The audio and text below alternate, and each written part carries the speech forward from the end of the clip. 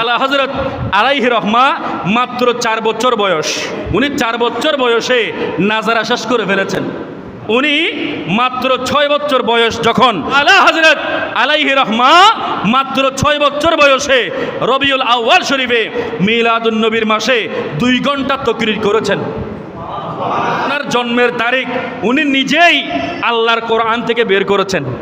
কোরআনুল করিম ফুরকানুল হামিদের সূরা মুজাদালার 22 নম্বর আয়াতে কারিমা থেকে যে আলা হযরত ফাজলে বেরলভী আলাইহি রহমা নিজের জন্মসন নিজের জন্ম তারিখ কোরআনুল করিম থেকে বের করেছেন।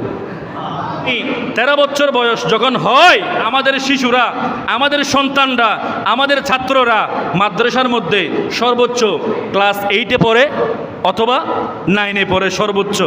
কিন্তু আলা হযরত আলাইহি রহমা এমন একজন আল্লাহর ওলি, এমন একজন যুগশ্রেষ্ঠ ইমাম আহলে সুন্নাত, এমন একজন মুজাদ্দিদ যিনি মাত্র 13 বছর বয়সে কোরআন, হাদিস, ফিকহ, তাফসীর, আদব এই সমস্ত বিষয়গুলো পড়াশোনা করার পরে উনি 13 বছর 10 মাস 4 দিনে উনি পড়ালেখা শেষ করেছেন।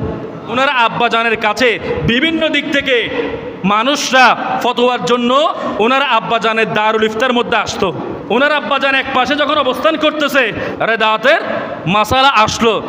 আলা হযরত আলাইহি রহমা মাত্র 13 বছর 10 মাস 4 দিনে পড়ালেখা শেষ করেছেন। 13 বছর 10 মাস 5 দিনে এই দুগ্ধদানের মাসালা ফতোয়া প্রদান করেছেন। এইভাবে করেছেন উনি যখন 5 দিনে ফতোয়া দিয়েছেন, 13 বছর 10 মাস 5 দিনে ওই ফতোয়া যখন দিয়েছেন, ফতোয়া ওনার আব্বাজান দেখার পরে বলতেছে আমার এই আহমদ রেজা যেই ফতোয়া দিয়েছে এই ফতোয়ার মধ্যে বিন্দু পরিমাণ কোনো সন্দেহ নাই, এই ফতোয়া 100% সঠিক। দারুল ইফতার মধ্যে ফতোয়া দেওয়ার জন্য নিজের আপন সন্তান ইমাম আহমদ রেজা রহমাতুল্লাহ আলাইহিকে ওই দিন থেকে দারুল ইফতার মধ্যে বসিয়ে দিয়েছেন। আরবিক গ্রামাটিক্যাল বোঝার জন্য আরবিক গ্রামারের মধ্যে একটা কিতাব আছে, ওই কিতাবের নাম হচ্ছে হেদায়াতুন নাহু।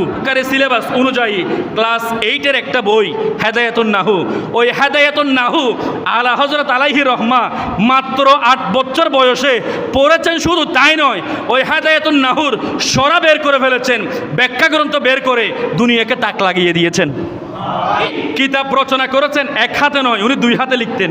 এই ডান হাতে শানে রিসালাত আমার নবীজির শান মান ইজ্জত উনি বুলন্দ করতেন, আর যেই সমস্ত বাতিল ফেরকারা আছে তাদেরকে জবাব দেওয়ার জন্য উনি বাম হাতে লিখতেন। 1500টা কিতাব লিখে দুনিয়ার বুকে যিনি তাক লাগিয়ে দিয়েছেন